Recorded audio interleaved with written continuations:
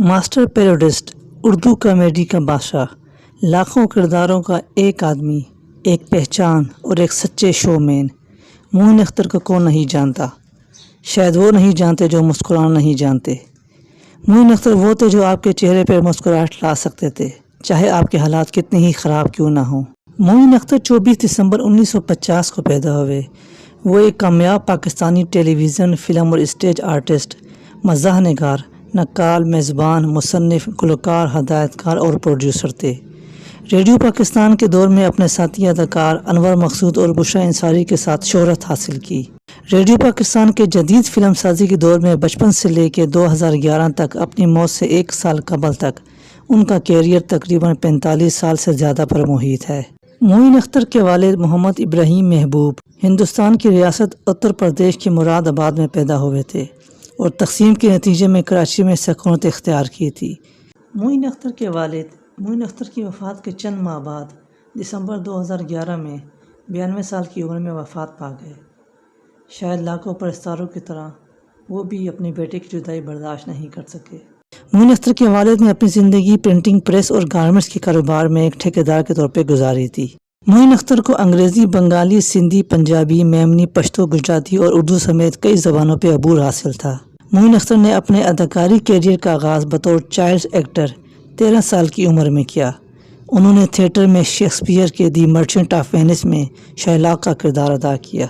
मोइन अख्तर की हिस्से मज़ा इंतहाई मुतहर्रिक और हमगीर थी।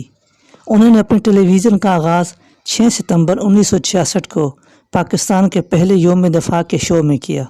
6 सितंबर 1966 को लोगों ने देखा कि एक दबला पतला नौजवान लड़का पहली बार एक वैरायटी शो में हिस्सा लेने के लिए स्टेज पर चढ़ा। चारों तरफ से तलबा इस पर आवाज़ें कस रहे थे, लेकिन उसके चेहरे पर नागवारी के तसरात दूर दूर तक नहीं थे। वो धीमे अंदाज में माइक की जाने बढ़ा और हाज़रीन से दरख्वास्त की कि उसे उसका टैलेंट दिखाने के लिए सिर्फ 10 मिनट दे दिए जाएं, और अगर इस दौरान किसी को पसंद नहीं आया तो वो ख़ुद उस स्टेज से उतर जाएगा। उसने इंतहाई पुरएतमाद परफॉर्मेंस दी और लोगों ने पलकें झपकाए बगैर देखा। हाज़रीन में 60 साला शख्स भी वैसे ही हंस रहा था जैसे कि कोई 8 साल का बच्चा। और जब 10 मिनट का मांगा गया वक्त 45 मिनट बाद ख़त्म हुआ तो हाल तालियों से गूंज रहा था।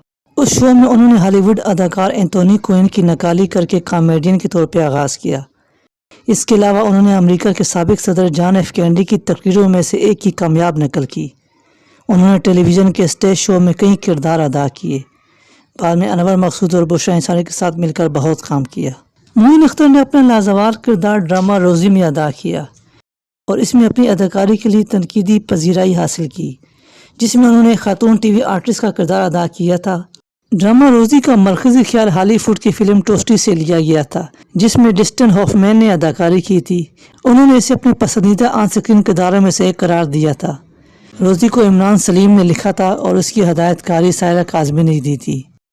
रोज़ी को आज भी टीवी का एक मकबूल तरीन ड्रामा करार दिया जाता है। एयर वाइड डिजिटल पर 2005 में शुरू होने वाले टॉक शो लूज टॉक में मोइन अख्तर हर एपिसोड में एक मुख्तलिफ किरदार में नमूदार होते थे। उसकी कुल 400 अक़सार टीवी के मेज़बान अनवर मकसूद ने की, जो इस प्रोग्राम के मुसन्निफ़ भी थे, और मोइन अख्तर हर एपिसोड में एक अलग रूप में नजर आते थे। मोइन अख्तर ने मुख्तसर तौर पर गेम शोज़ क्या आप बनेंगे करोड़पति की मेज़बानी भी की। उन्होंने बड़ी शख्सियात पर मुश्तमिल शोज़ की मेज़बानी भी की और दिलीप कुमार, लता मंगेशकर और माधुरी दीक्षित समेत हिंदुस्तानी लेजेंड के साथ स्टेज पर परफॉर्म किया। मोइन अख्तर ने मुअज़्ज़ज़ शख्सियात के साथ शोज़ की मेज़बानी भी की, जिनमें उर्दन के शाह हुसैन, गैम्बिया के वज़ीर आज़म दाऊदी अल-जोज़ा, सदर ज़ियाउल हक़ ग़ुलाम इसाक़ खान, जनरल परवेज़ मुशर्रफ, वज़ीर आज़म ज़ुल्फ़िकार अली भुट्टो के अलावा लेजेंडरी अदाकार दिलीप कुमार भी शामिल हैं। मोइन अख्तर ने परवेज़ मुशर्रफ की मौजूदगी में उनकी नकाली भी की थी और दाद हासिल की। इस ज़िमन में मोइन अख्तर के बेटे एक दिलचस्प वाक़या बयान करते हैं। मोइन अख्तर के बेटे लिखते हैं कि मेरे दादा मोहम्मद इब्राहिम को जब मालूम हुआ था कि मेरे वालिद एक्टिंग में कैरियर बनाना चाह रहे हैं तो उन्होंने इन्हें बेल्ट से पीटा था। उस ज़माने में इस काम को अच्छा नहीं समझा जाता था और इस तरह की मारपीट आम थी। 35 साल बाद जब मेरे वालिद एक ऐसे शो में परफॉर्म करने जा रहे थे जहाँ पर मुल्क के सदर जनरल परवेज़ मुशर्रफ को भी होना था, तो मेरे दादा ने उनसे कहा कि वो भी साथ चलना चाहते हैं میرے والد نے کہا، بابا وہاں سیکورٹی پروٹوکول ہے، صدر کی سیکورٹی کو ہفتوں پہلے بتانا پڑتا ہے، مجھے معلوم نہیں کہ یہ ممکن ہو پائے گا یا نہیں۔ دادا نے کہا، تمہیں کون روکے گا؟ معین اختر کے بیٹے مزید لکھتے ہیں، پھر میرے دادا میرے والد کے ساتھ شو دیکھنے گئے۔ میں اس لمحے وہاں پر نہیں تھا، لیکن میں تصور کر سکتا ہوں کہ میرے دادا کو کیا محسوس ہوا ہوگا جب صدر پاکستان اپنی سیٹ سے کھڑے ہو کر میرے دادا سے ملے اور انہیں کہا کہ آپ کا بیٹا اس قوم کا اثاثہ ہے۔ معین اختر کا انتقال 22 اپریل 2011 کو کراچی میں دل کا دورہ پڑنے سے ہوا۔ معین اختر نے اپنی فیملی اور بچوں کو ہمیشہ شوبز کے کیمروں سے الگ رکھا۔ آج بھی بہت کم لوگ جانتے ہیں کہ ان کے بچے اور فیملی کس حال میں اور کہاں ہیں۔ معین اختر کو ان کی خدمات کے صلے میں حکومت پاکستان کی طرف سے 1996 میں پرائڈ آف پرفارمنس کا ایوارڈ دیا گیا۔ اس کے علاوہ ان کو 2011 میں ستارہ امتیاز، 1996 میں ڈلاس کی آزادی شہریت، 2005 میں پہلے انڈس ڈرامہ ایوارڈ میں کامیڈی کے لیے خصوصی ایوارڈ اور 2000 میں پی ٹی وی ایوارڈ میں بہترین اداکار کا ایوارڈ بھی دیا گیا۔